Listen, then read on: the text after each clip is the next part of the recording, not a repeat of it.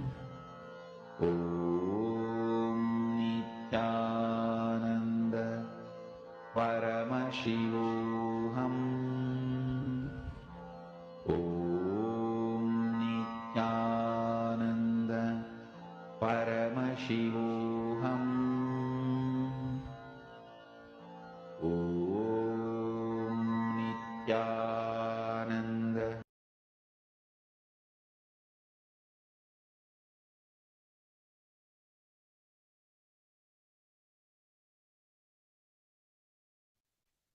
Now,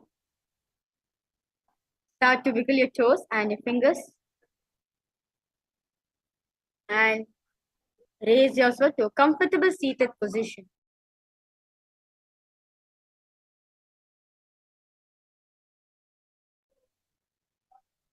Congratulations for all the participants. You have successfully finished the Diti Vinyasa Krama. So with this, I thank each and every one of you for joining us live for the Nithyananda Yoga. Thank you, everyone. Now with this, let's now end this beautiful session with the Purna Mantras. Because all of you just sit straight. Your head, neck and spine in a straight line. Bring the palms together in front of your heart, Namaskar Mudra. Close your eyes. Let's now end with the Purna Mantra.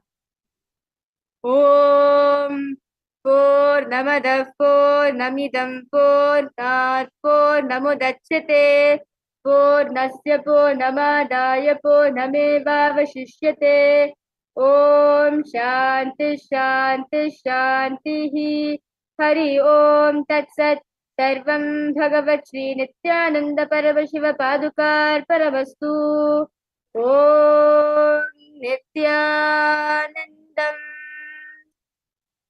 Thank you, everyone. Nithyananda.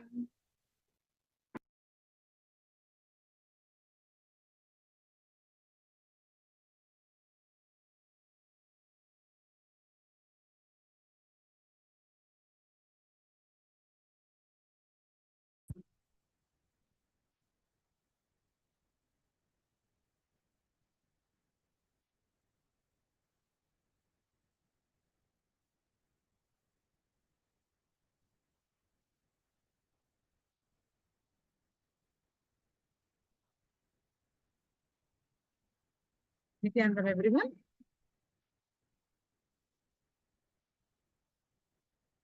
Welcome to the Glimpses of the Paramashivoham Level-1 program. Day 2. With the blessings of the Supreme Pontiff of Hinduism, Jagat Guru Mahasannidhanam, His Divine Holiness, Bhagwan Nithyananda Paramashivoham's blessings. Let's start our sessions, Jnana sessions, with the Sadguru Vandana. I request all of you to on camera. Your or others. Yeah, and let's start our session with Guru Vandana and proceed to manifesting the power of the and proceed to Jnana sessions on Nithyanandam Paramashugadam Kevalam Jnanamurtim Dvandvatitam Gaganasatusham Tattvamasyaadilaksham Ekam Nityam Vimalamachalam Sarvadi Sakshibhutam Bhavaditam Trigunarahitam Satgurutam Namami. Yeah, everyone. So let's start. I hope all of you enjoyed the yoga session. Please, let's start with the third eye power manifestation. Quickly go ahead and take your powerful cognitions from Living Enlightenment book. Please go ahead and post your powerful cognitions from Living Enlightenment book.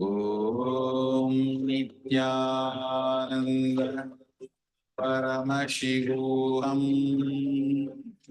Om Nithyananda Paramashivoham. Om Nithyananda Paramashivoham. Om Nithyananda Paramashivoham. Om Nithyananda Paramashivoham. Om Nithyananda Paramashivoham. Om Nithyananda Paramashivoham. Om Nithyananda Paramashivoham. Om Nithyananda Paramashivoham. Om Nithyananda Paramashivoham. Om Nithyananda Paramashivoham. Om Nithyananda Paramashivoham. Om Nithyananda Paramashivoham. Om Nithyananda Paramashivoham. Om Nithyananda Paramashivoham. Om Nithyananda Paramashivoham. Om Nithyananda Paramashivoham. Yes, Nithyananda, everyone. Now, all of you, please go ahead and share the power manifestation results. Whatever your third day reveal, can you please post it in the chat? Sukriti, Ziohon, Ishan, Shivan, Senthil Kumar, all of you, please go ahead and post whatever your third day reveal in the chat.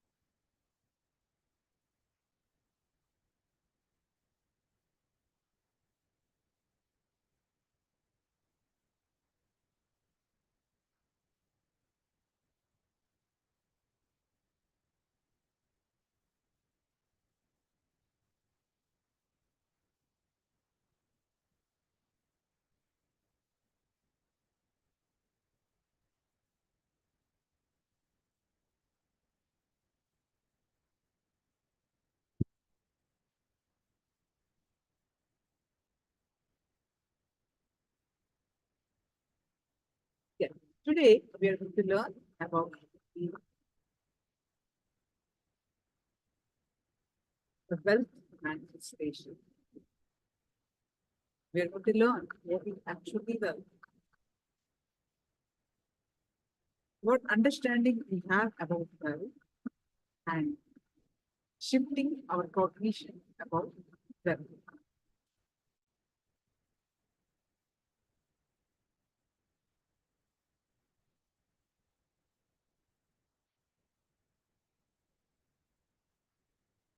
We have so many conflicts in the wealth manifestation.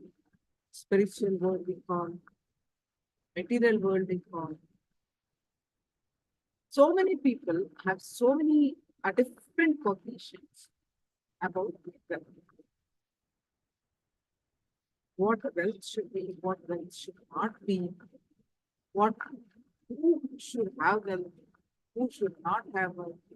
Something too much wealth is bad, something too little is bad, something being spiritual means not having money. And some feel that they should not have to pay for spiritual teachings. The truth is, all these are due to the idea that wealth means outside of us. What we have become disconnected from the inner abundance that is constantly growing. What is actually wealth? Then have information about what is actually wealth. What is Vedic Sanatana saying about wealth?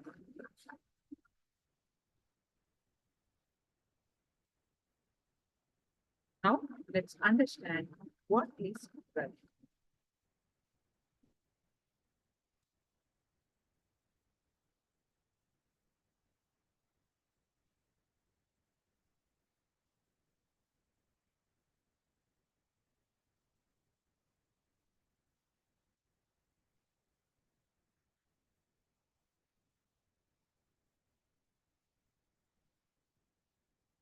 I'll give you the last word on abundance. Please understand.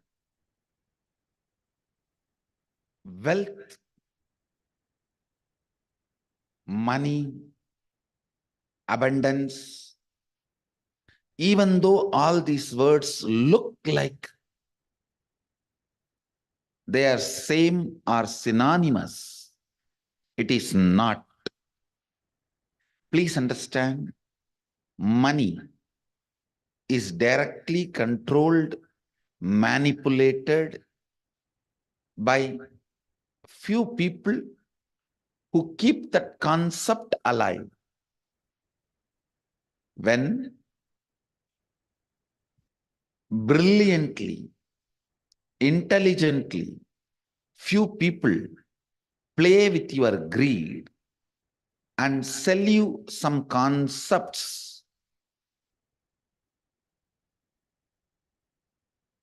and make you work for those ideas, that is money. Money is not abundance. I'm not saying for abundance, money is not required. But I am saying money itself is not abundance. Please understand. Abundance is overflowing ecstasy, confidence in you that you can exist. Your existence is joyful, blissful for you and the people around you. Please understand. It may be looking very mystical. I'll explain step by step. But today I wanted to give you the last word on abundance. No beating around the bush. Last word on abundance. Listen.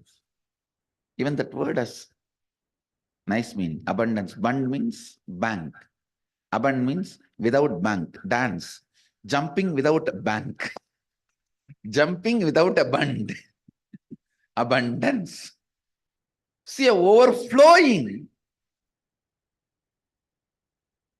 excitement, intensity about your existence is wealth. Understand? Overflowing abundance about your existence, which expresses as your health, as the confidence to make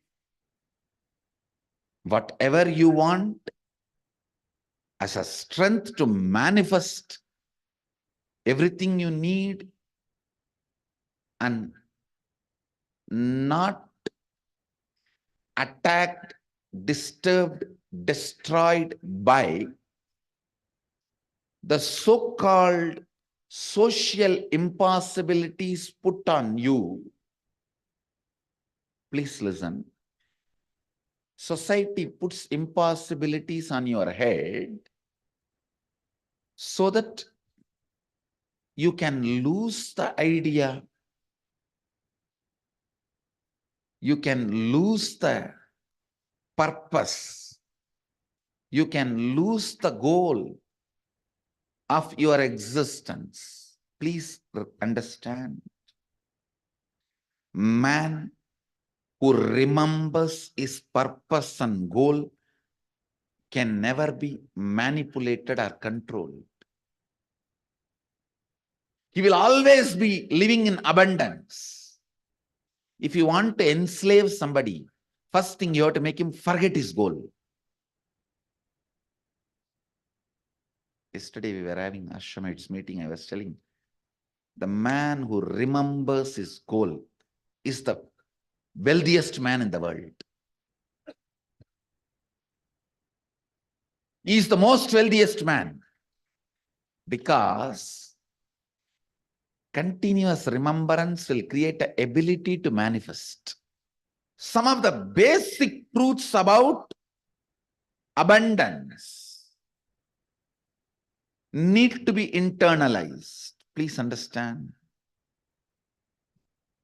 The real abundance is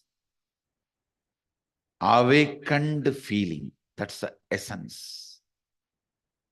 Experience, awakened feeling, physically, mentally, in the muscle memory level, biomemory level, and bioenergy level. Experiencing awakening is abundance.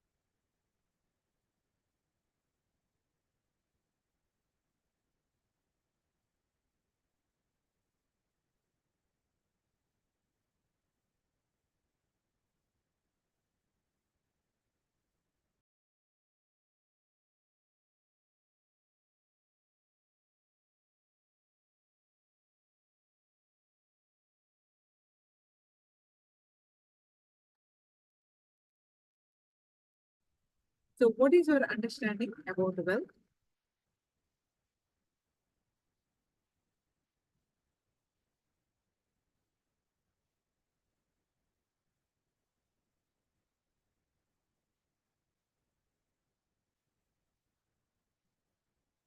Well, as per Paramashivoham from the Agamas, let's understand a little bit about that. You need to put your energy to the direction of wealth. Wealth is an extension of you.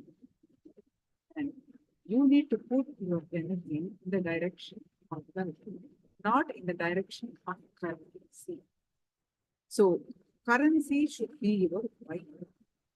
So what is currency and what is wife?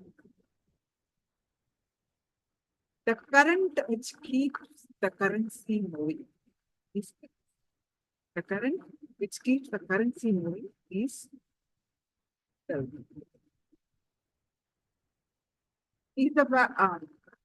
the current which keeps the currency moving is the value of the currency.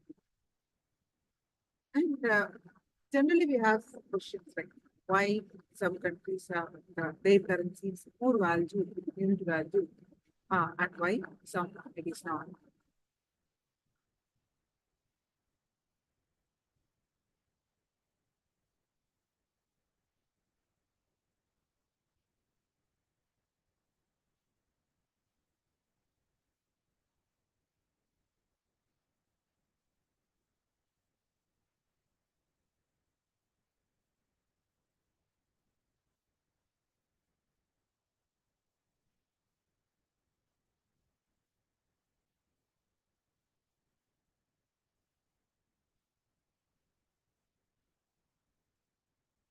So we have these kind of questions. Well, it is our ability to keep our currency moving. The current which moves the currency keeps the value for currency. If you have too many reasons to use currency, which you can buy only through that currency, that keeps the value. That current keeps the value of that currency. As long as the currency appears in front of you as a matter, physical thing, you will be in delusion. It is the major flaw that we all go through. We think that wealth is a matter. That is a major delusion we have. Currency is not a matter. It is your conscious decision. As long as there's an incompletion between you and the currency, there are blind spots. If you have the no powerless cognitions about wealth, the currency, then blind spots are there. Your decision to contribute to the world, your decision to be intelligent through your contribution, your decision to inspire, your ability to inspire, to support you back, it is all the whole triangle. Today, we'll be learning so many powerful conditions about wealth. So much of understanding about wealth, how to manifest wealth, and how to shift our understanding about wealth, which leads to wealth manifestation.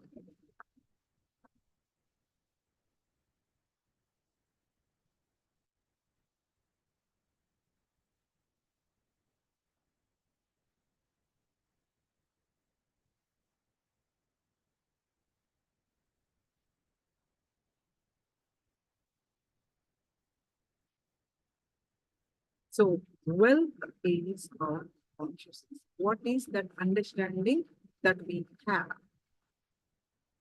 How we are looking at wealth?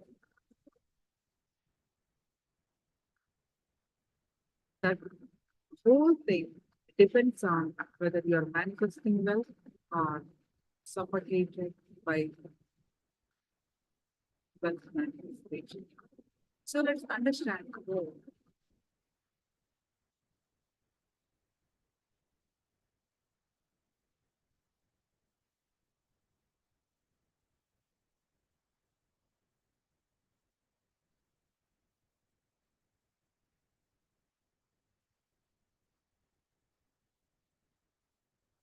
Develop your wealth consciousness, understanding about wealth.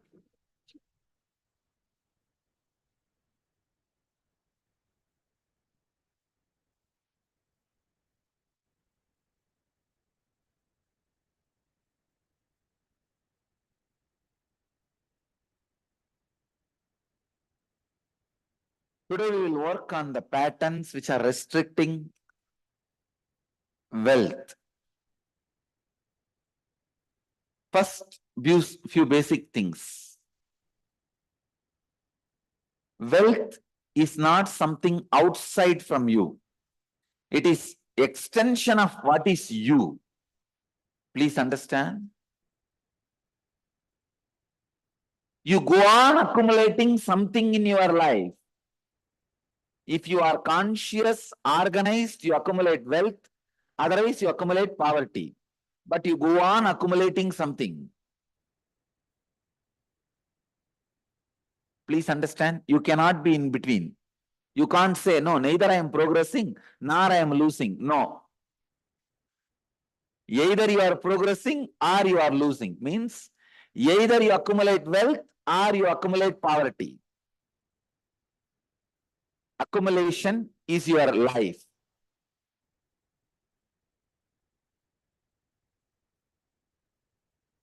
Wealth is not something outside you.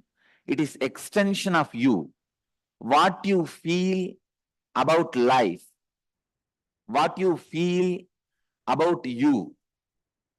All these ideas only decide whether wealth is going to be around you or not. People usually ask me, why is Swami teaching about wealth to us? Who else you think should teach? Only a Swami can teach. I tell you, because your concepts about you plays a major role whether you are going to have wealth or not. There are so many researches. I can quote one research to give you an example. Ohio State Sociology Department has done how a religious beliefs of person directly affects his wealth, accumulation of wealth. The results of the survey are really shocking. I'll give you some of the basic things. Jews, 35% of Jews accumulate assets such as home, stock, bonds in a very young age. But only 3% of Protestants accumulate. There are so many things. The asset poor, Jews are only 1%, but Protestants are 15%. Some 20 details. Average income of a Jew is 4 times more than an average income of a Catholic or a Protestant. All these are really shocking. When you dig deep, the belief system you have about you plays a major role in your hard working, creativity, saving and all that. One more thing. Unfortunately, this university has not done study on Hindus, on India. Whether on India or even in the US Hindus, they have not done study. I want all of you to know, Hindus in US are the richest ethnic group, richer than Jews. Richer than Jews. Please understand, 10% of the US tax is paid by 1% of Indians. Indian population, Hindu population in US is only 1% of US population. But the America's 10% tax is paid by Hindus. A richest ethnic community. Why do the whole US medicine field is in the hands of Venkateshwara? The whole hospitality industry is in the hands of Swaminarayan. Means hotel, motel, patel. And all doctors, you should know that whole medical industry in US is in the hands of Telugus, Andhra people. Not just doctors. Doctor number is very small only. But the pharmaceutical companies, we have two major beliefs which makes us constantly save. One, you need to leave wealth for your generations. Only then they will give you Shraddha. After you die, only then you will live happily in the Pitruloka. Please understand, a normal American, if you talk to an average American, he will tell my last check should bounce. Only we have the concept of leaving wealth for the next generation. But here if you see, and one more thing, during this global recession, 9 out of 10 Americans, means 90% of Americans were in depression. Please understand, needed to be clinically treated because of the global recession. In India, 7 out of 10, 70% of Indians do not even know something called global recession is going on, because we have a 3-tier economy. Only 1 tier is known to government. Really, we have 3-tier economy. 1 tier only is accounted economy of India. All accounted, unaccounted, whatever the prediction you have about unaccounted, everything is only 1 tier. The 2nd tier is the cash which flows with men, which is unaccounted. In real estate, so many business. 3rd is the women, who has money which is in the hands of women, gold money which is in the hands of women, not even known to husband. He doesn't, even husband doesn't know. Where is the government to know?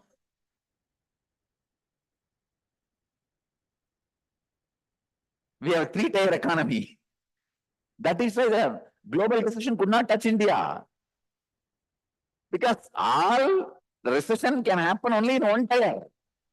This 2 tier is completely unaccounted. Anyhow, I can give you so many insights on how belief system directly affects the way you live as rich or poor. Now, basically, I want you to understand, if you are not attracting wealth around you, if you are living in a consciousness not enough, there is something seriously wrong with your being. Work on that first. Work on that first. Please understand. Work on that first. Altering the understandings you have about wealth is a very important thing you need for creating and celebrating wealth. Please understand, grabbing is completely wrong. I am not teaching grabbing. I am teaching creating, to keep the public attention diverted. I am not asking you to become grabbers. No. Creators are totally different from grabbers. Here I am asking you to become a creator.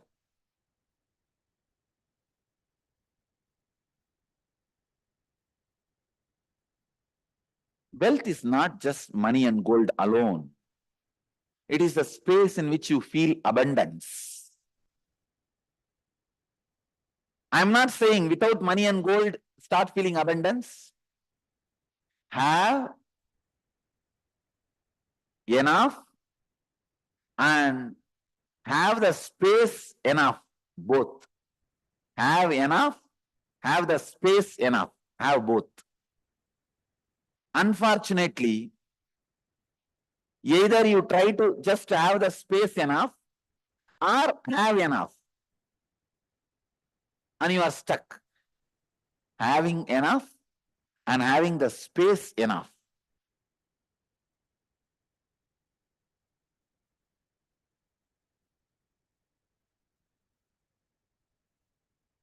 What do I mean exactly by the word creating wealthy consciousness? See, here I am giving you a word, wealth consciousness. I mean few things. First, removing the self-contradicting desires of your inner space. Morning, you feel like you want to work, make $1 billion and become a big boss of a company. Evening, you feel like dropping everything and going and lying down in a beach and having vacation. See, one side, you enjoy the busy life. The other side, your mind just want to get rid of everything. This constant oscillation, not having clarity, not having stability,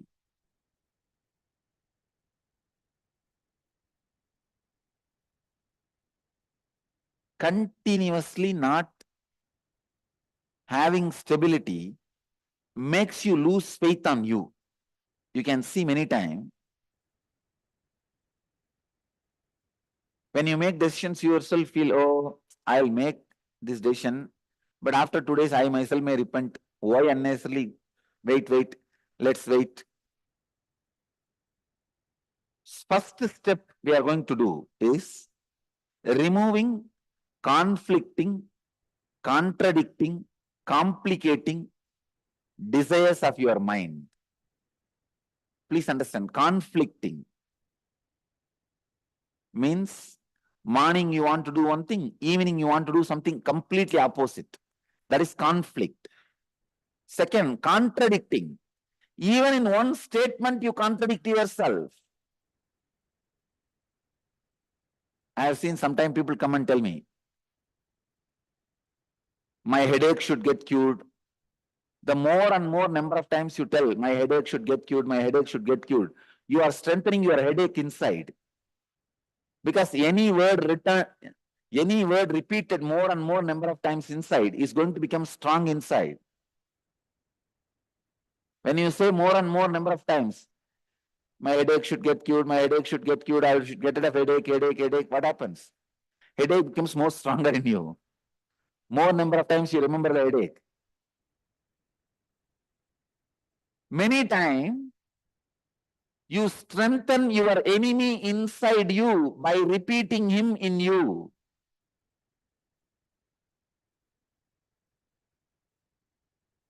Understand, this is only contradiction. Conflict means feeling different things at different time, not having clarity. Contradiction means at the same time giving life to both energies. Like you heard the story of Wali. Wali had a boon. Whoever stands in front of him, he will have half of their power. Same way, when you say, I should get rid of my headache, you already gave half power to headache.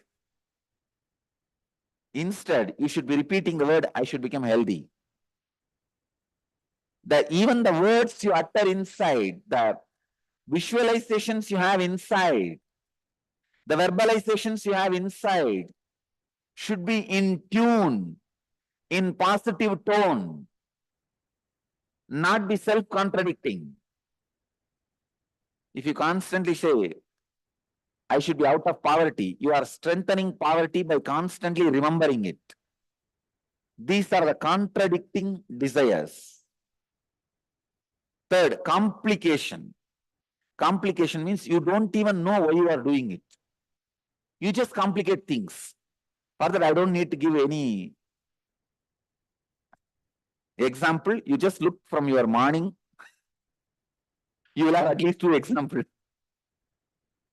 You just complicate things. You know, if you talk to your spouse about this problem now, it will be solved. But you think, why should I talk to him? Let him first smile at me. What is the hurry now? I'll talk day after tomorrow. Complicating things which can be easily sorted out.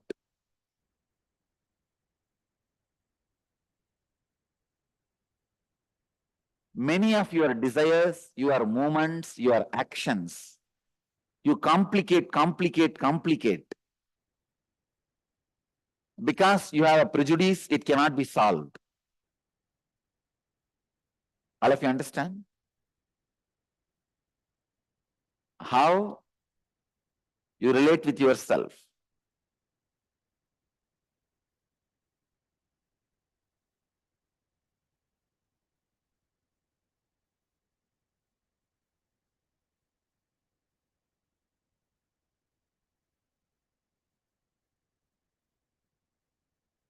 Conflicting, contradicting, complicating the desires.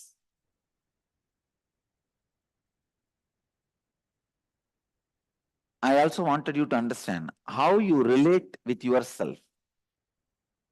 In two ways you relate with yourself. First, the lower identity or the lower ideas you carry about you, or the higher identity, higher ideas you carry about you. If I have to give an example, very small things, sometimes you feel, no, I cannot walk 3 floors and go to my office. So I don't want that job. Sometimes very small things, you complicate it so much and you really believe it is a big problem. I'm giving you one example. But look inside, you will see hundreds of examples where such a small thing, because of the lower ideas you carry about you, and same way sometimes you carry very high ideas about you, and very difficult things, very difficult for others, you finish it so easily because the ideas you carry about you. Now first I want you to work. I'll give you a small exercise to work on the ideas you carry about you, so that I lead you to the next level of conflicting, contradicting, complicating desires. Felt very low and unhappy. Describe the incident and write down the experience you had about yourself. Contemplate and write down the lowest ideas you carry about you. I am not capable. I am not good enough. I am a failure. Whatever you are carrying. Second, recollect the first incident in your life when you had the first idea about money. What were your first thoughts and engrams about money? Third, scan your whole life and identify if you had incidents in your life where you are felt, where you are left incomplete in aspect of money. Means feeling unfulfilled because of money. Write down the wounds that got created in you and in your relationships because of money. Answer these 3 questions. I'll make you understand conflicting, contradicting, complicating desires, and how the higher identity, lower identity you carry. It is almost like a bypass surgery. Please, I'll give you the example. Right, when I say write down any wounds that got created in you in your relationship because of money, somebody asked you money, you did not give, and the relationship is broken. Or you gave money to somebody and they did not return it, the relationship is broken. Or you asked money, they did not give, and the relationship is broken. Mention all those, record all that. Then I'll give you the deeper insights.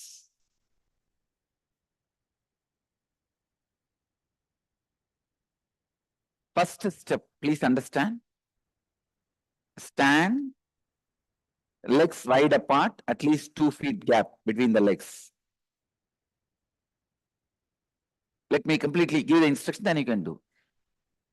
Inhale as slowly as possible.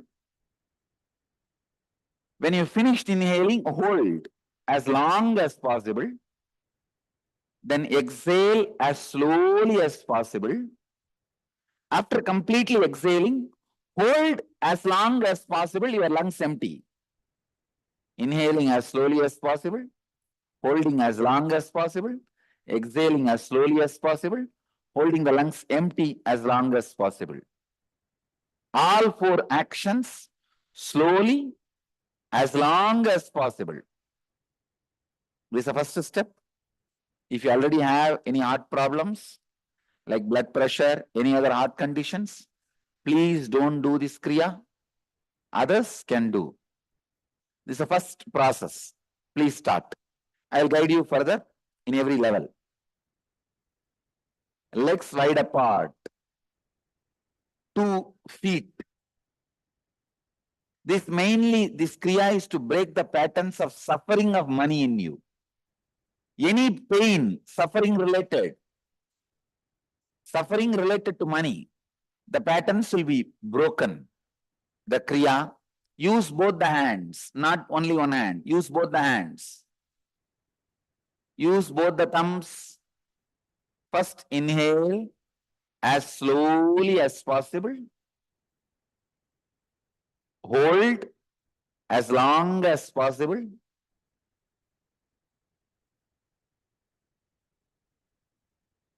Exhale as slowly as possible. Hold the lungs empty without inhaling as long as possible.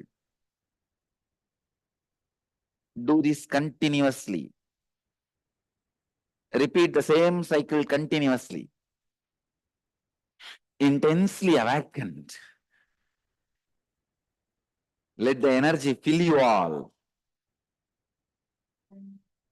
Let all the conflicting, contradicting, complicating desire patterns be destroyed in you all. Let you all create wealthy consciousness, a rich inner space. Bring your awareness to the breath. Relax completely in unclutched space, not connecting the thoughts and emotions flowing in you and giving life to it is unclutching.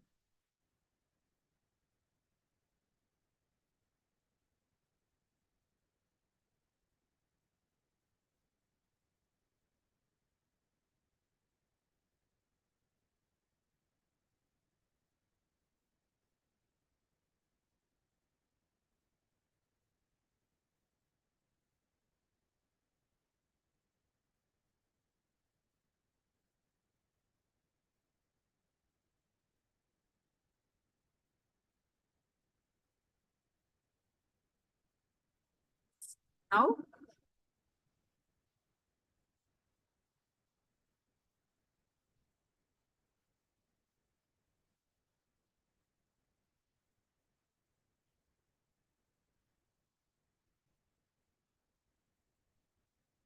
Nithyananda, everyone, so what are your understanding?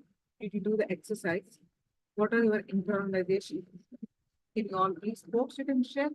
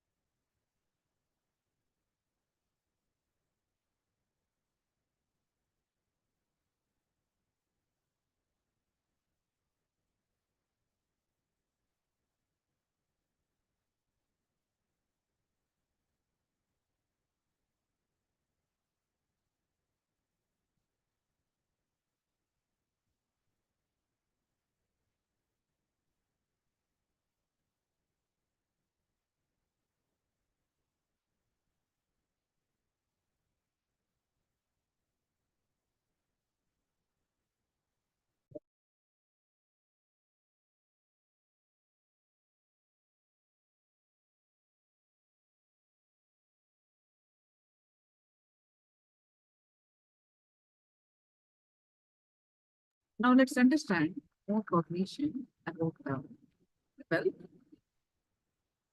Next Acharya is here to lead us to the next cognition.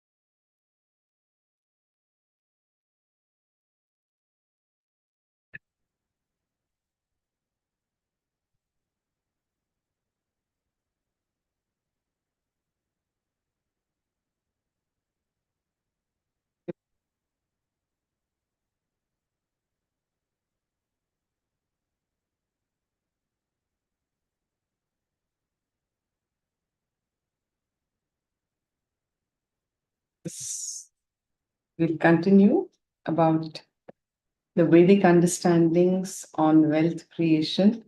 We'll identify the various incompletions surrounding wealth, complete with those concepts, and become that magnetic center to attract wealth in our life. Okay, so we'll begin with the Sadguru Vandanam.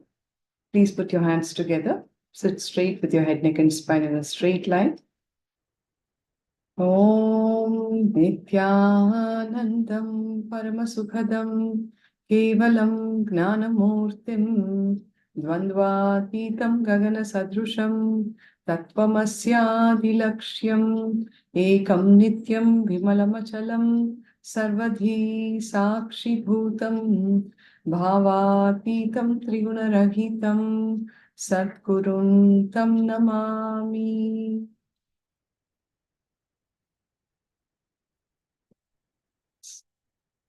Today is a very auspicious day. We will be receiving the Venkateshwara Bhava Samadhi Darshan. Darshan will infuse that energy to get rid of all the blocks surrounding wealth creation, wealth manifestation in our life. So it becomes necessary that before we receive the darshan, we actually work with the various wrong understandings, identify the reason why there is lack of abundance in life, and identify the various knots, the fears around wealth manifestation. We will also know the secrets of attracting wealth in the Glimpses of Paramashivoham Level-1 with the Supreme Pontiff of Hinduism, Jagadguru Mahasanidhanam, His Divine Holiness, Bhagavan Nithyananda Paramashivoham. So welcoming you all to this session. What Hinduism says about wealth. Poverty is nothing but deciding to live without finding a solution for your problem. It's very clear that wealth is not something outside of you, it is your very extension. If wealth is not happening, Bhagavan says, you need to recognize, identify what is it that is the flaw with your consciousness. Your wealth is got to do with your consciousness. Your poverty is also the flaw in your very consciousness. When you have decided to live without finding a solution for your problem, that is poverty, says Bhagavan. The Shastra Pramana is from the Atharvana Veda. It says, Sutova, Sutaputrova, Yova, Prova, Bhavamyaham, Daivalayam, Kule Janma, Madayattam tu Paurusham. The translation goes, I may be born as a slave or may be born into poverty. These factors can seldom determine my future or limit the scope of my achievements. Poverty is exclusively owing to your karma, your thought currents or actions, and never your destiny. The Atharvana Veda, the source scripture, is very clear that you may be born as a slave, you may even be born into poverty, but these factors do not limit your possibility to manifest wealth. It cannot limit the scope of your achievements. There are many people who are born with a silver spoon or even a golden spoon who within no time are found bankrupt on the streets And there are people who are born in very poverty-ridden circumstances, but they manifest unimaginable abundance in their life. So it's very clear that poverty is not got to do with your destiny. It is got to do with your thought currents, your limiting thought currents, your limiting patterns, and the actions that you take thereof from those binding thought currents. The Apta Pramana is from the life of Ramakrishna Paramahamsa, the great incarnation who was the guru to Swami Vivekananda. Swami Vivekananda's guru, Sri Ramakrishna Paramahamsa, never touched a coin in his life, saying that money would be a hindrance in the path of spiritual progress. One, Vivekananda himself tested his guru with a coin under his bed. Without his guru knowing, he put a coin deeper under the mattress so that he wouldn't know. Very interesting, Ramakrishna could not sleep and complained of something in the bed which was making him uncomfortable. Only when Swami Vivekananda removed the coin, he was able to sleep. It's very important that we develop the right relationship with money. Be very clear. Poverty has no sacredness. Failure has no sacredness. And your ignorance cannot be justified. Poverty cannot be attributed any sacredness, nor can your failure, and your ignorance cannot be justified, says Bhagavan.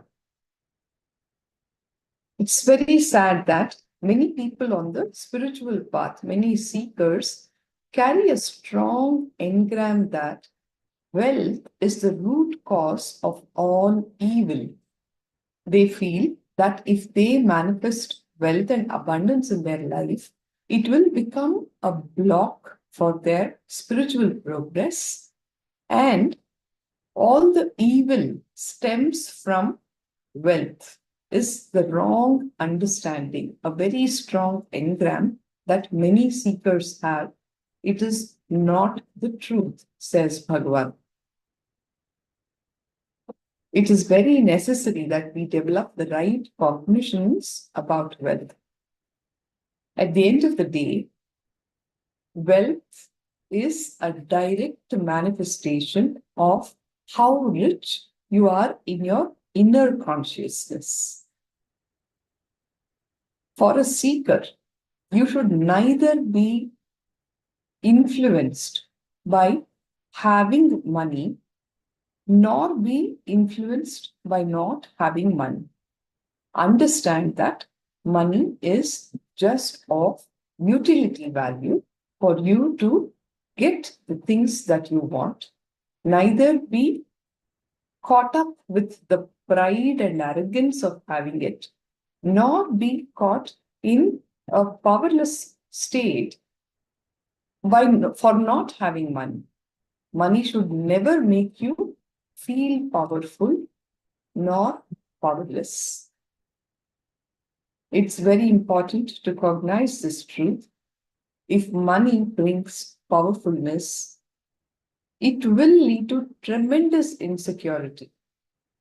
Always, if you are attaching your powerfulness to the presence of something that is outside of you, external to you, which includes even your money, you will be caught with tremendous insecurity. What if I lose this someday? What if this gets stolen? What if I lose it in my business ventures? It will constantly keep you in fear.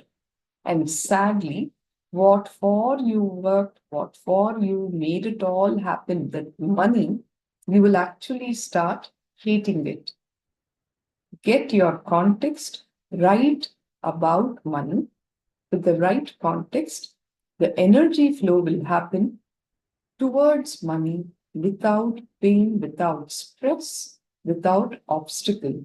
It's very necessary that we have the right cognitions about money so that we will become that center to attract abundance without any suffering, without any pain, without any stress, without any obstacle, without the proper context.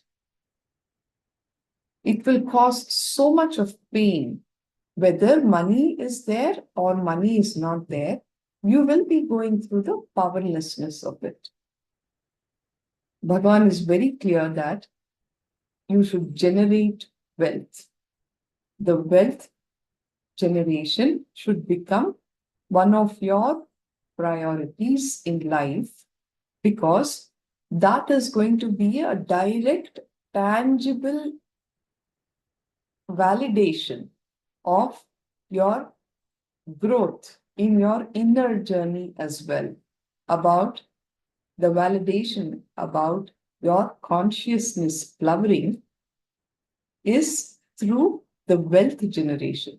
Generate wealth just to share with others.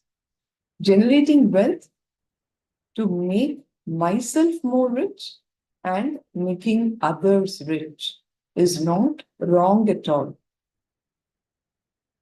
You feeling empty, and because of that, you want wealth, that is a wrong cognition to be having. You think that if you generate wealth, if you make wealth, that will make you full.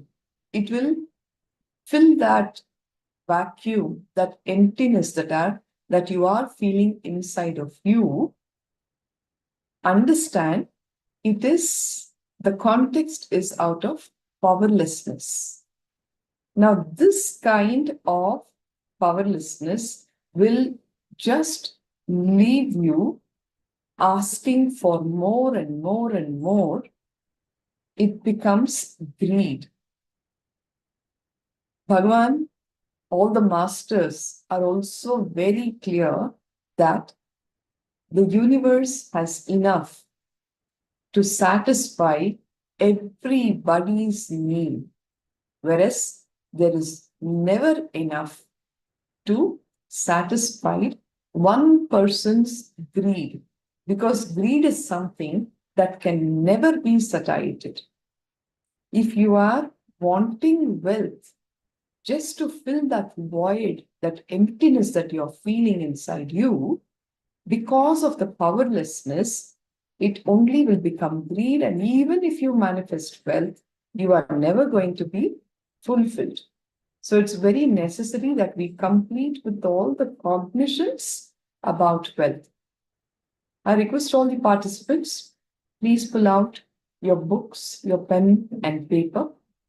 Write the patterns, the incompletions, the thought currents you are having about money.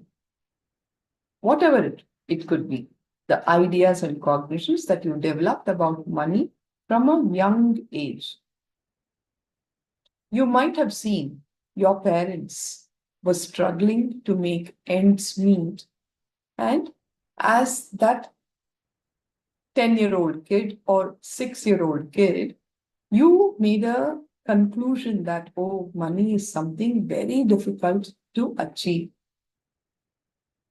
You have to be, or there might have been an incident where you were living a decent life, but then your parents, your father, lost all that he had in some mishap that happened in his business, and you were down on the streets. The kind of humiliation that you experienced at that point in time because of the sudden loss of wealth. You might have developed some incompletions surrounding that incident. You might have formed some cognitions around it, that wealth is something very bad. it leads people to such serious problems and suffering. So these kind of instances that you might have experienced, gone through in your young age, you would have developed some cognitions, some ideas, and out of which came all the incompletions around money. Identify them and start penning them down. You just need to go back to that same age when the incidents happened in you, the cognitions started building in you, the beliefs that started building in you, the ideas started building in you, the perceptions that you started building inside of you. Go back to the same age and relive that situation. Doing this internalization exercise will help you identify all those incompletions, and during the course of the day, you will be guided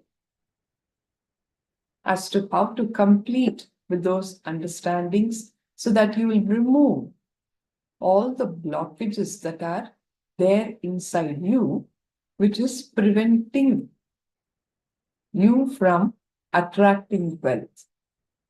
So please do the exercise sincerely.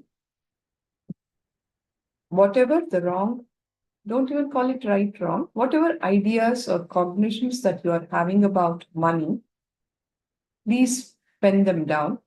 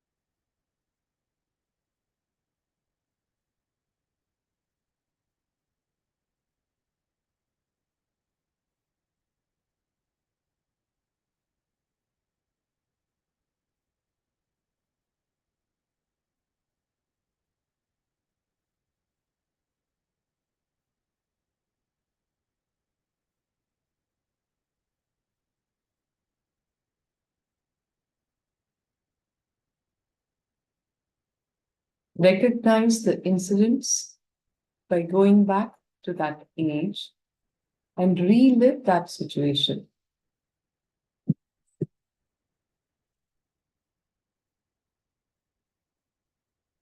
We'll now go through a quick checklist to identify how well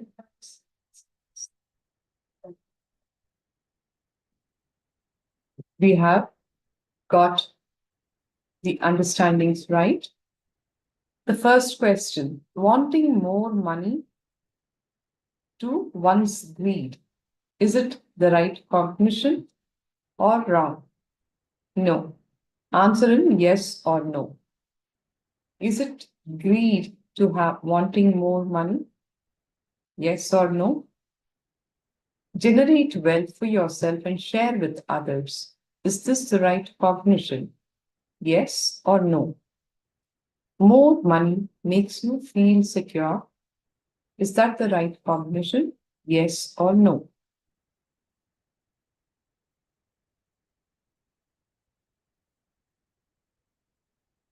That there's nothing wrong to be desirous of money. It's not greed as long as it is not stemming from a powerlessness. If you're feeling empty inside and you feel that if you make money, it will be good, then that is wrong cognition. If the cognition is about generating wealth so that you can live a rich life and also make others rich by sharing, providing them all the job opportunities in so many ways, you can add on to helping people generate wealth for themselves. Making money makes you feel secure. Is that the right cognition? No. If money is making you feel secure, it is again stemming from a powerless space. So, with this, we will now enter into another aspect of wealth creation, which is completing with all the fears related to wealth generation. Swamiji says, more than greed, more than desire, one of the major incompletions that we need to complete with in wealth creation is got to do with our fears surrounding wealth. So we will now be working on the fears surrounding wealth creation and attracting wealth. What exactly is fear? Fear is actually a form of energy inside us. It is the fight between the faith in oneself versus the negative idea about our future. What you believe you are capable of versus your own negative belief about the negative ideas that you have about your future. The fight between these two aspects is what fear is all about, says Bhagavan. Whenever you are afraid of losing something that you have, or you fear that you cannot achieve something that you want to have, there is a fight going on between your potentiality and your negative approach to the future. Please internalize. Whenever you are afraid of losing something that you have, or you fear that you may not achieve something that you want to have, there is this fight that is going on between your own potentiality and your negative approach, the negative ideas that you have about your future.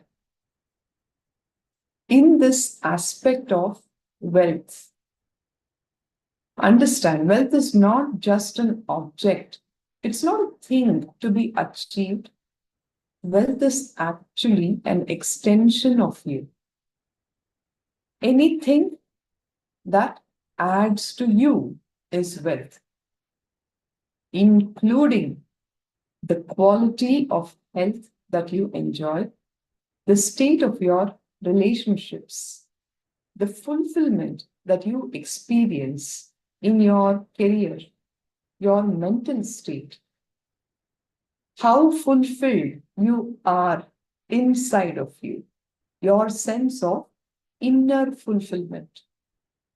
All of these are measures of the success with which you have created wealth in your life.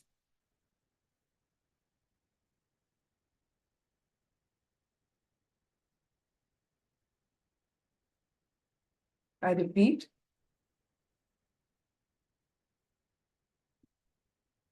you can make money by wrong methodologies. People can loot banks, you can sell drugs, put humanity into a low-level consciousness, you can sell alcohol, so many ways you can cheat and make money. But with these kind of methodologies, are you going to be really fulfilled inside of you? Do you think you will be able to enjoy good health, the space from which these kind of actions happen is so ridden with negativity that there is no way you will have good health, good relationships. Forget all that. Even your sleep, you will not even be able to have a good night's sleep. The quality of your very sleep will go down. All of that is also going to impact the mental health. So, the measures of success with which you have created wealth in your life will be the quality of the health that you enjoy, the state of your relationships, the fulfillment that you experience in your career, your mental state, and your own sense of inner fulfillment. All of these are the methodologies. It decides the success of the methodology that you have used to generate and create wealth. Wealth consciousness is yet another terminology that we need to internalize and contemplate on. What is wealth consciousness?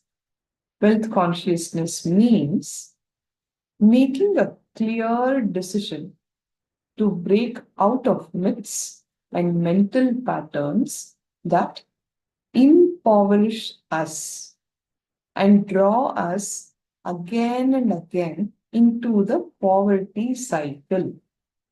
Wealth is not something outside of you, it is your very extension. So, it is but necessary. It is a fundamental aspect of your existence that if you are existing, you should be manifesting wealth. So, what you need to work on in case that is not happening is identify all the mental patterns that is actually pulling you down back and back again into the poverty cycle. Break free from all the wrong ideas, the various myths that you are carrying in this aspect. If you look around and talk to people, you'll be able to recognize some ideologies that everybody cherishes around wealth. Some right, many wrong. Myths around wealth creation.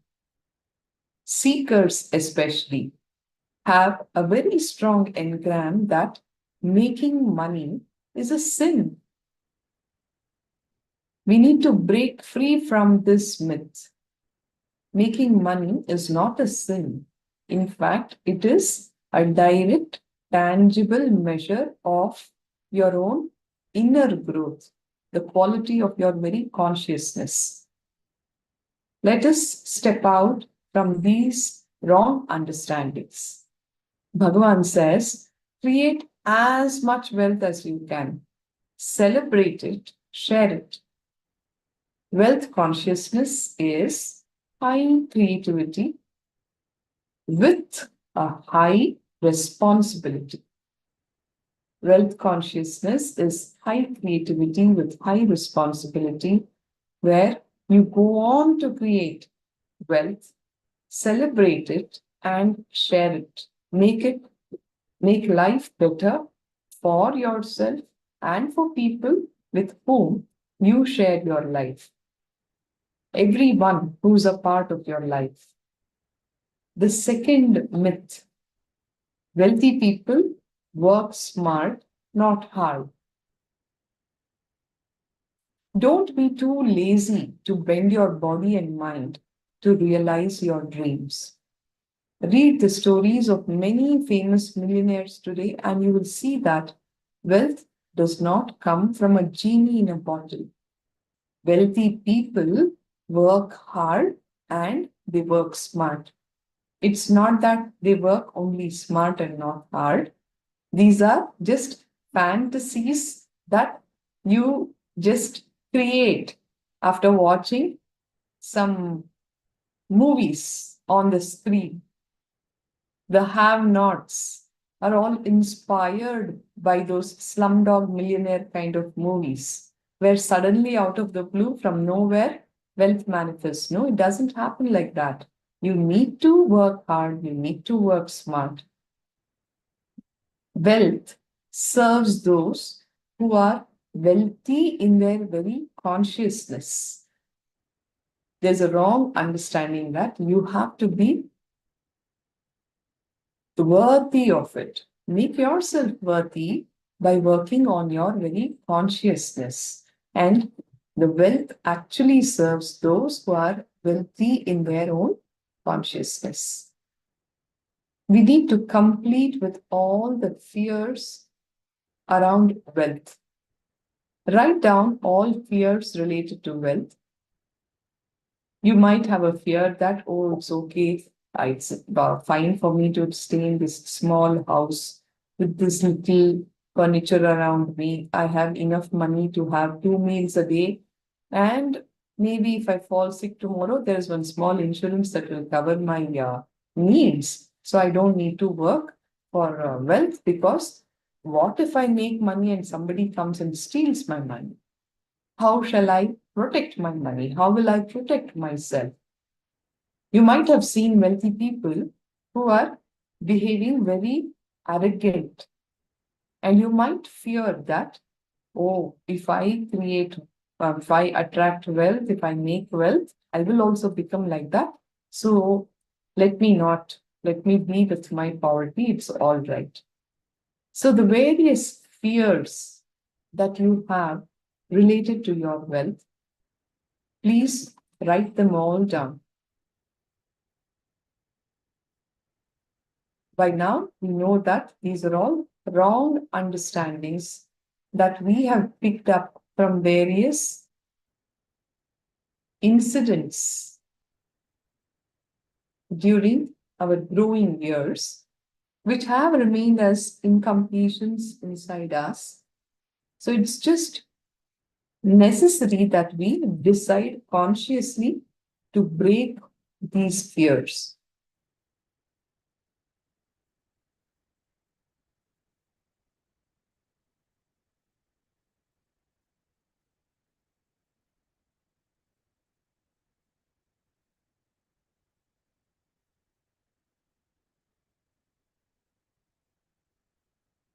Identifying the various knots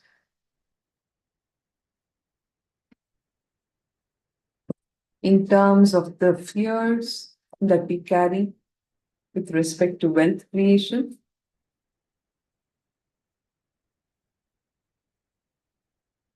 So that when Bhagavan awakens the Kundalini during the darshan, you will actually be flooded with that energy, the intelligence, the knowledge, the skills towards manifesting wealth in your life. Write down all the various fears that you have related to your wealth and decide to consciously break them.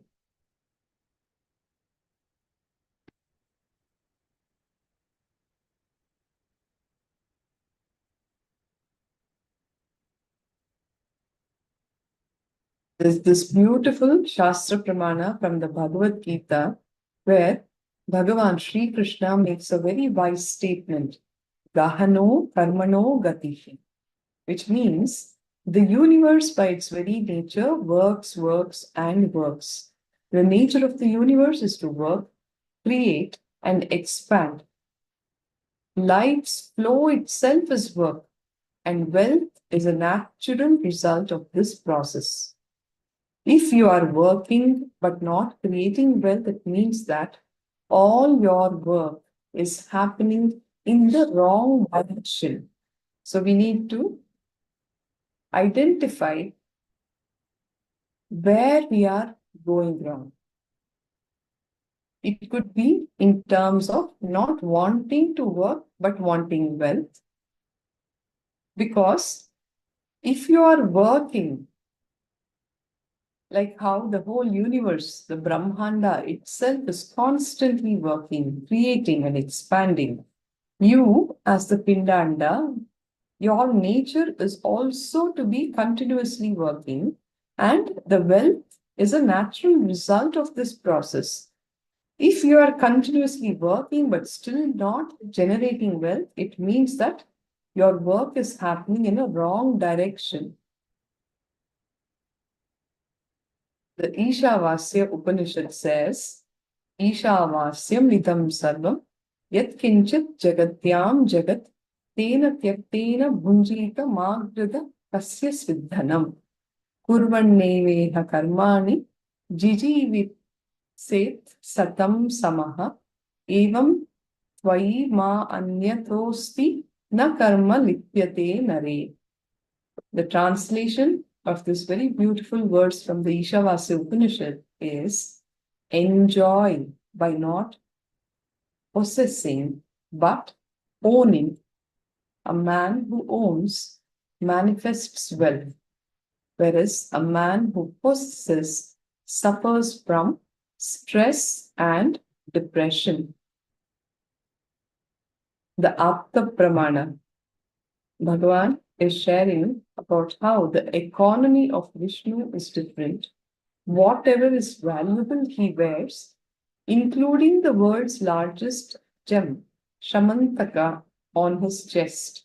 The Miss Universe is his wife, Lakshmi, and the best flight, Garuda, is his vehicle.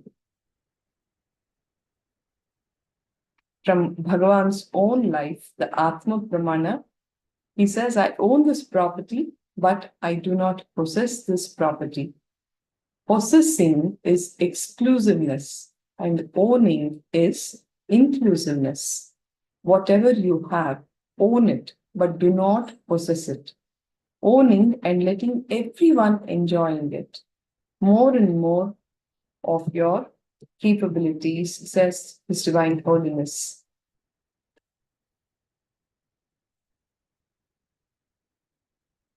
Your gifts for download from paramashivoham.org/gifts, 108 pearls from the bliss ocean, and the book of surrender. You can go ahead and download these gifts.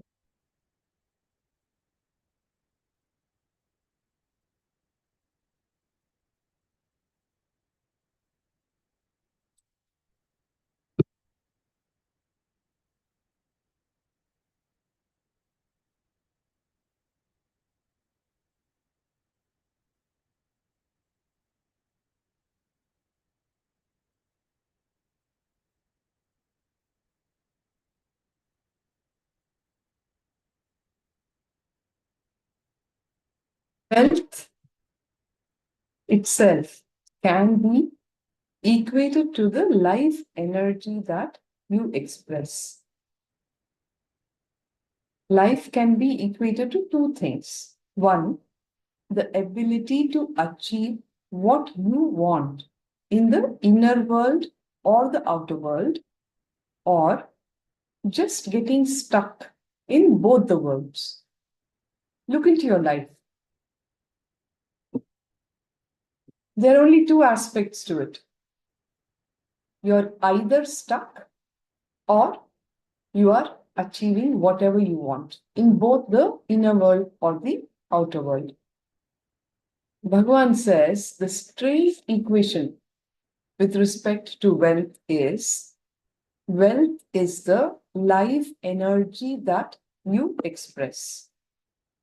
a normal man has wealth as the first priority in his life, isn't it? If you do not have wealth, don't blame anybody. It's just that you are not expressing that life energy in you.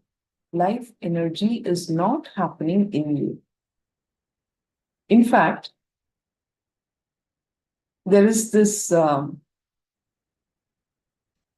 story of how Bill Gates and his classmate in college, both of them studied from the same college, same university, and they graduated from the same place.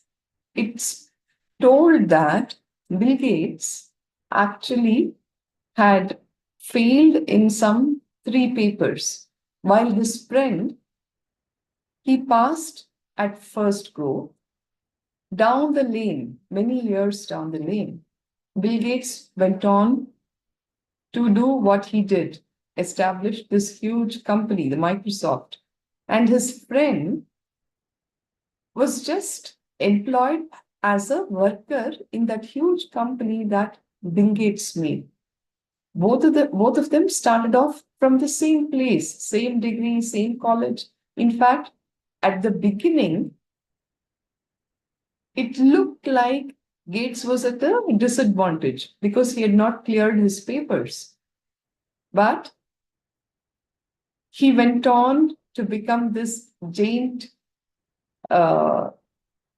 business magnate who created this multi-million-dollar company, while his friend is still working in the same company that he has established.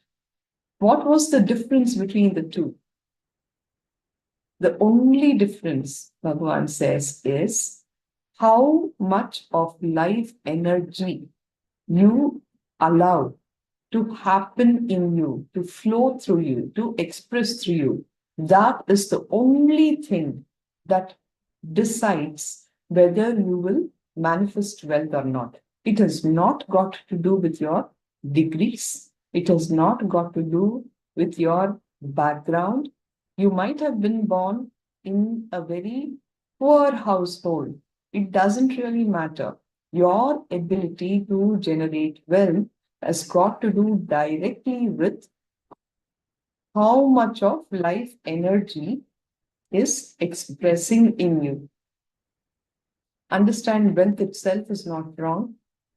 If your concept about wealth is correct and proper, not only it will not be wrong, it will only be right. We need to have the basic concepts about wealth right. When a man decides to create wealth, not steal wealth, understand, create wealth, you will have wealth and the great fulfillment that you lived your life. It's very important. See, the first and the foremost goal for human beings, for human life, should be enlightenment. Till you reach there, the other goal that you should be working on, a very tangible goal, is wealth creation, says Bhagavan. When you decide to create wealth and you become successful, you will have a great fulfillment that you lived because you have allowed that life energy to flow through you. Your whole energy will be towards only creation and not destroying others.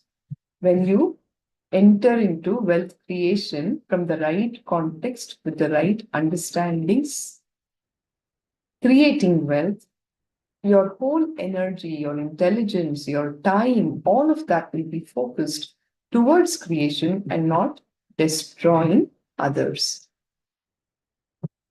It's sad that the fellows who are interested in destroying others, going after people, harassing them, if you look into their lives, they are actually completely dull. dead, in their very consciousness, they are very poor.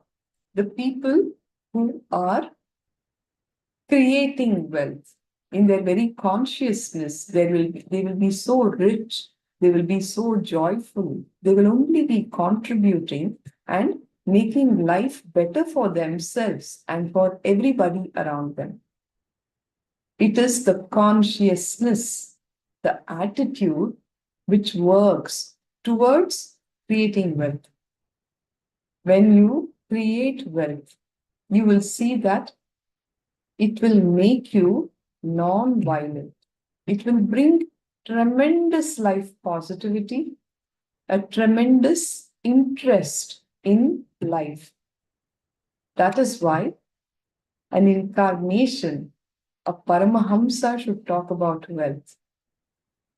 Some people may ask why a sannyasi should be talking about wealth.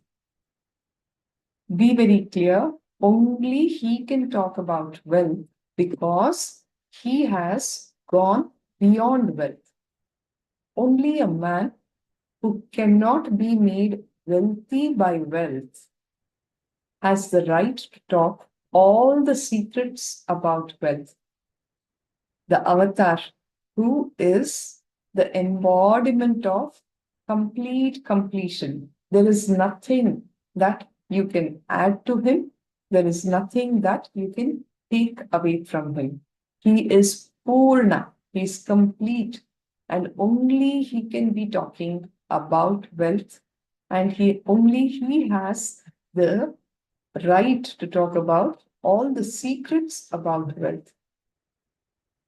The methods of grabbing, stealing, robbing, all of that is wrong.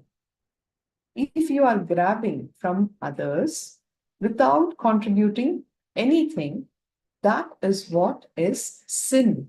But wealth itself is not sin. Wealth creation is an intrinsic part of your life. It is the very extension of your existence, your very consciousness. Creating wealth is an intrinsic part of life.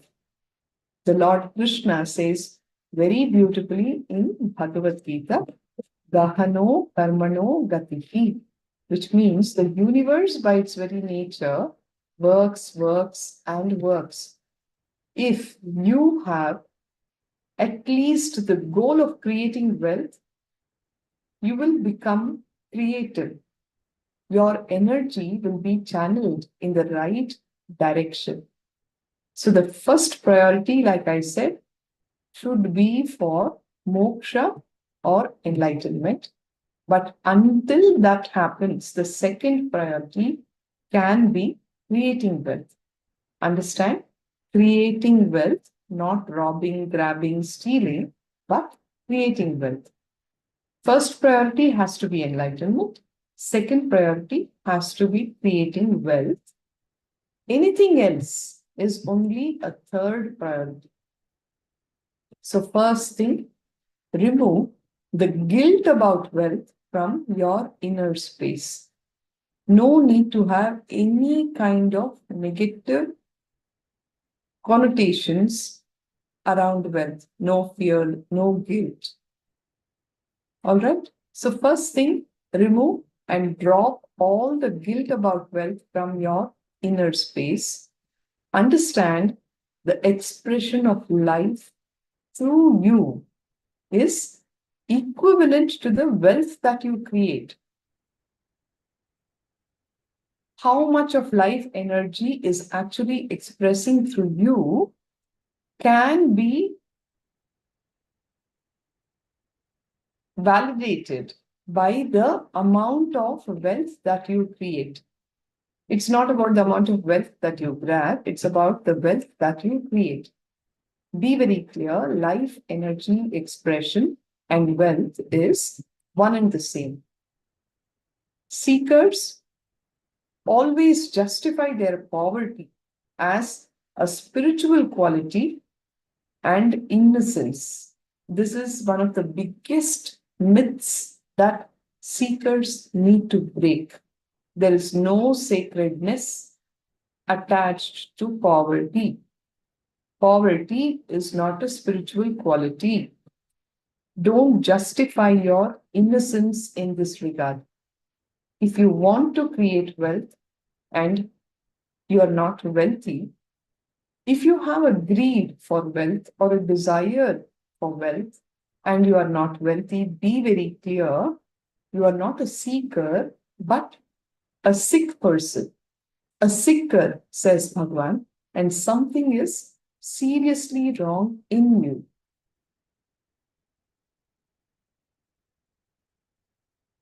Wealth is not a problem.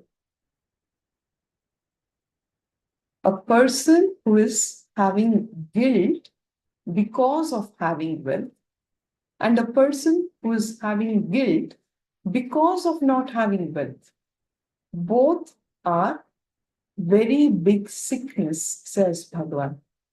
Be very clear, wealth itself is not a problem. Your lack of it or your excess of it should not be entertained. The powerlessness around it should not be entertained. Do not have guilt because you have. Do not have guilt because you don't have. Both are very big sickness, says Swamiji. Many of these rich men carry a deep guilt imposed on them by the society. People, the have-nots and the haves, there's always this fight that goes on between the two. Oh, this guy has so much, what is there? And the person who has it actually feels guilty in the sense of as if he is denying it to the other.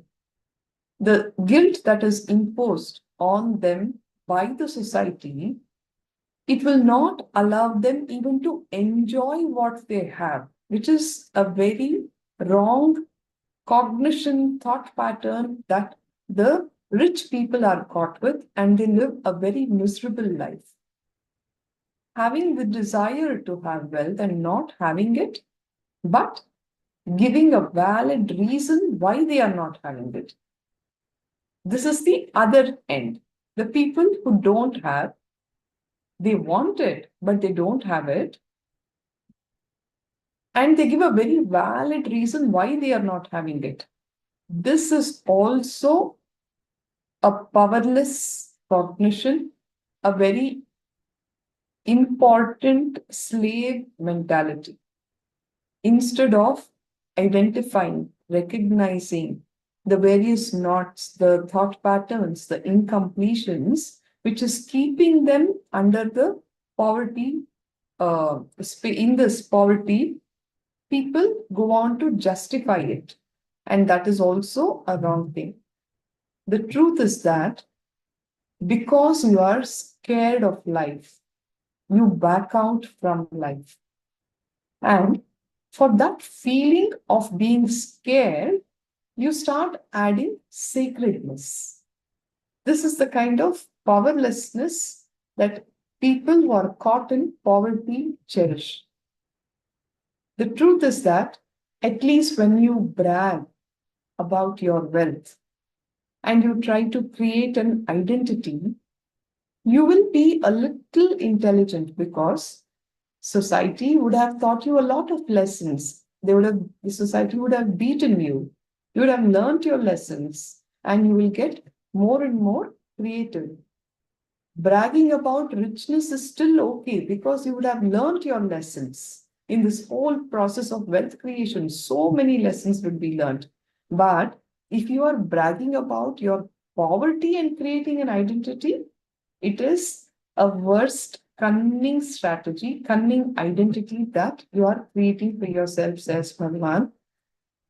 His Divine Holiness says, I faced all the problems in my life only from the fellows who claim that they are poor and they try to create sacredness for poverty.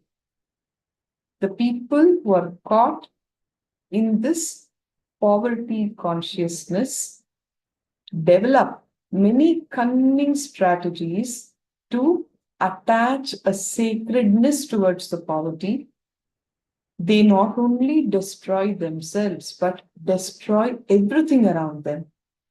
In fact, they are the kind of people who actually cause problems for everybody. Rich fellows have a lot of maturity and they are more sincere when they take up spiritual truths in their life. Because in this whole process of wealth creation, all of these principles of integrity, authenticity, working with discipline, working hard, all of that would have become their very nature. They will be sincere even when they practice the spiritual truths, says Bhagwan. I am declaring the new Smriti. I am a Smritikara. Not creating wealth is sin, says His Divine Holiness. Do not attach sacredness to poverty. If you are not creating wealth, it is a sin, he says. Just like how grabbing, stealing, accumulating wealth in wrong ways is a sin, in the same way, not creating is sin. What does it mean? You are not taking responsibility for your actions, and your actions are not focused. If you are not creating wealth, be very clear, are not taking responsibility for your actions are not focused, you may be telling others that you are working, but still if you're not creating wealth, it just means that you are simply cheating in the name of work. We all have this wrong concept. Work not done plus valid reason is equal to work done. It's a very wrong concept. See, work not done, even if you give a valid reason for it, it still remains as work not done. Don't try to hide your failures, your non-accomplishments with these kind of cunning strategies. Work not done plus valid reason is not equivalent to work done. Vedantis missed giving the right understandings about wealth to society.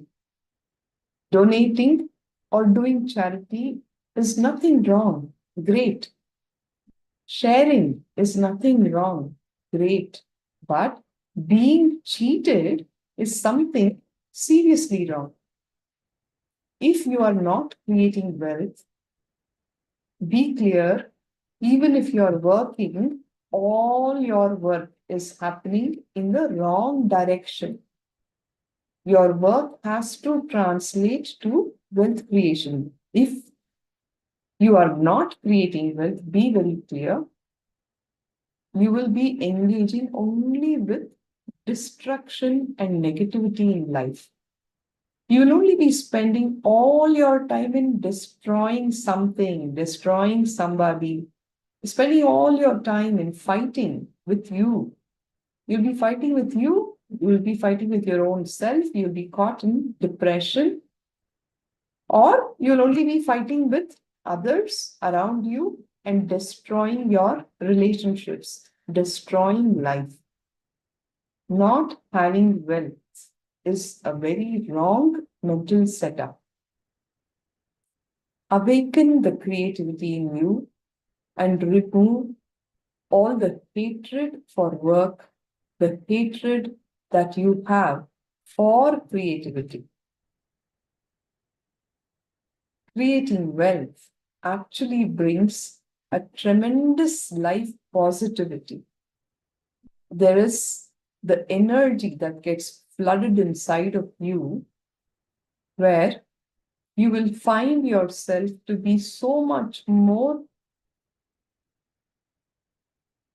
tremendously engaging with life with a lot of interest in the space of non-violence, in the space of contribution. All of us should work towards creating a wealthy consciousness which is ready to take on the responsibility to create and sustain, which is ready to take the responsibility of being creative. Bhagavan is very, very clear about it. Work towards enlightenment as your first priority. The second priority should be towards wealth manifestation, wealth creation. In the Vedic tradition, we have two major gods representing wealth. One is Kubera and the other is Lakshmi. The two gods that represent wealth in the Vedic tradition are Kubera and Lakshmi. Kubera is the guy who holds the stock market. Lakshmi is the bank circulating. She keeps it current. Kubera holds the stock market guy. Lakshmi keeps it circulating. Lakshmi gives and circulates. Kubera holds and sits on it. We have two dimensions of wealth in the Vedic tradition, Shankanidhi and Padmanidhi. Shankanidhi is conquered from the natural sources and Padmanidhi is made to flower from the natural sources. Please be with these understandings. We'll get into more clarity. Shankanidhi and Padmanidhi are the two concepts of wealth in Vedic tradition, the two dimensions. Shankanidhi is something that is conquered from the natural sources, and Padmanidhi is made to flower from the natural sources. Padmanidhi means flowered wealth, like a lotus, created wealth. Shankanidhi means the conquered wealth, which is not robbed wealth. Conquered wealth is not robbed wealth. It is not like Ghazni Muhammad coming to India 17 times. He attacked the Somnath temple, robbed the whole temple, grabbed all the gold and took it away. That is not Shankanidhi. Creating wealth in Vedic tradition has two systems, Shankanidhi, Padmanidhi, and sustenance has two systems, Kubera and Lakshmi. An enlightened man creates and maintains wealth without being touched. It is created and shared with the world. One technique is to create the wealth consciousness, which makes you take the responsibility for your life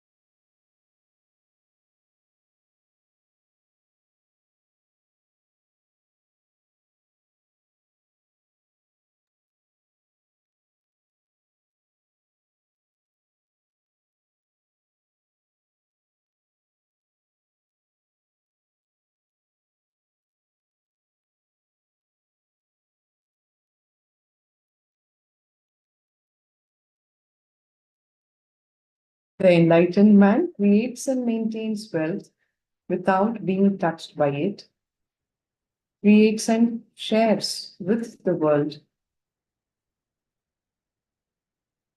Any questions so far? Swatling Tan, Magnana Guru Prasadini, Nitya Durga, Johan. Are we all clear? Supratima, with the understandings that have been given so far? Through the day, we will be doing the completions around all the wrong cognitions, the thought currents, the thought patterns that are limiting thought patterns which prevent the wealth manifestation from happening during the course of the day. It is very important that we start with the right understanding, the right context around wealth. Drop all the unwanted, wrong ideas, belief systems, the myths that the society has probably imposed on us, something that we picked up from a young age, which actually becomes the block towards wealth manifestation.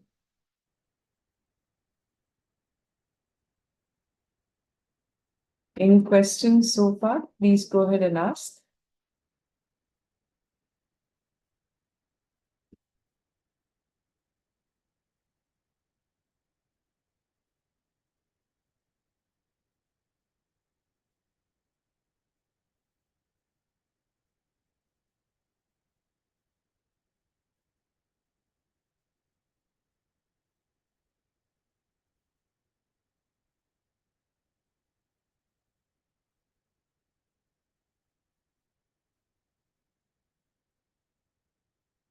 These are your gifts for download from paramashivoham.org/gifts. 108 pearls from the bliss ocean and the book of surrender. Please go ahead and download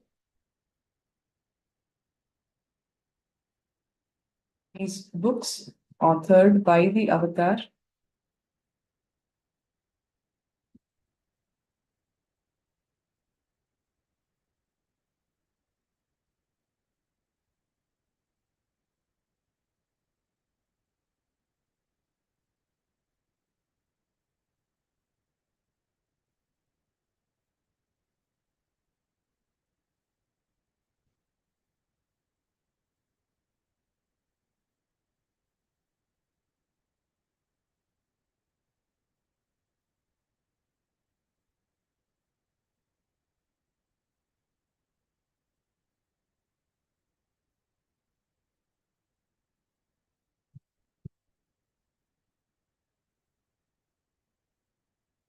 Various clicks that you have received in the session,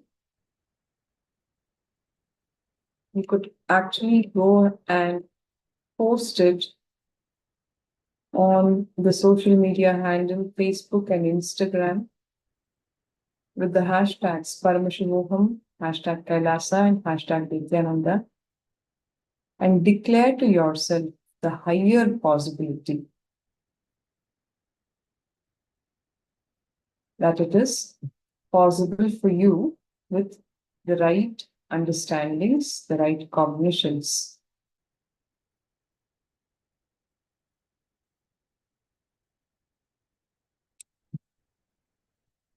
I'll conclude now with the Purna mantra.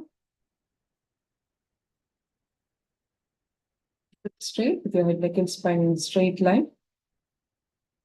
Om Purnamada Purnamidam Purnat Purnamudachyate Purnasya Purnamadaya Purnameva Vashishyate. Om Shanti Shanti Shanti. Hari Om Tat Sat. Sarvam Bhagavat Shri Nithyananda Paramashiva Padukarpanamastu. Om Nithyanandam.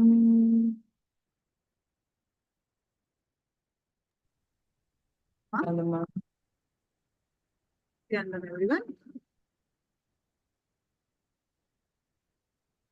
Let us do the power manifestation of consciousness over matter. So please post whatever you are understanding about wealth in the chat, or post your powerful cognitions from Living Enlightenment book. 2 minutes.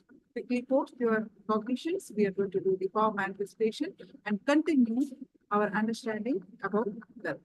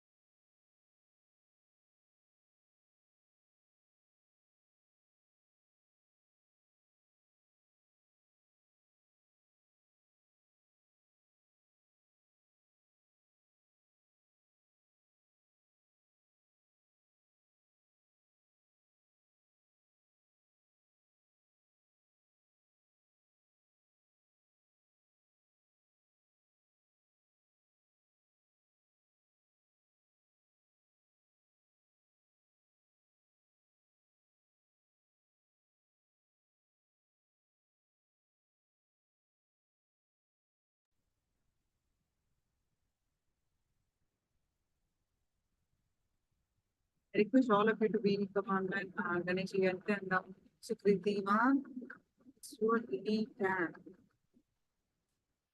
PW, Manjana Guru Prasadini, all of you please come in front of camera.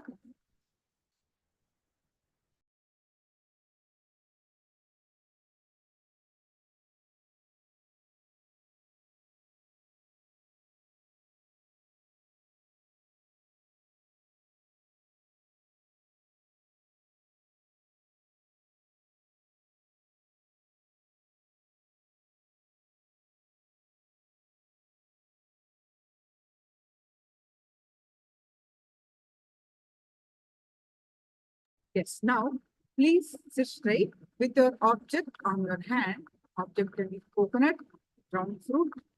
Just sit with your object in your hand. Visualize Swamiji's form in your right. Sit straight with your head neck back, straight line. Visualize Swamiji's form in your right. With the context that Swamiji is Paramashivoham. Meditating on the form of Swamiji, awaken your Kundalini, to raise your consciousness and experiencing the oneness with Swamiji by meditating on it. You forget yourself, you become one with it.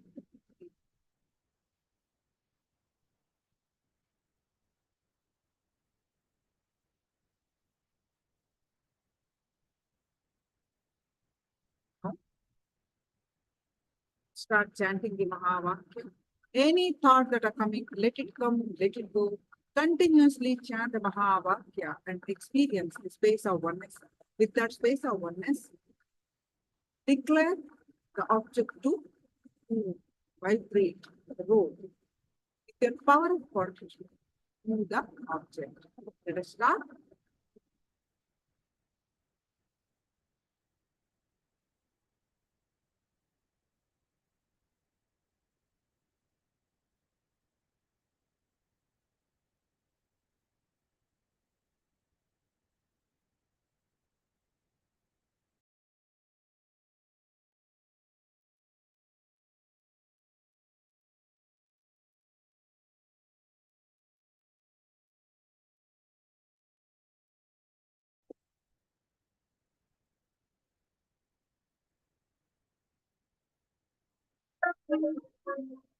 I bless you all.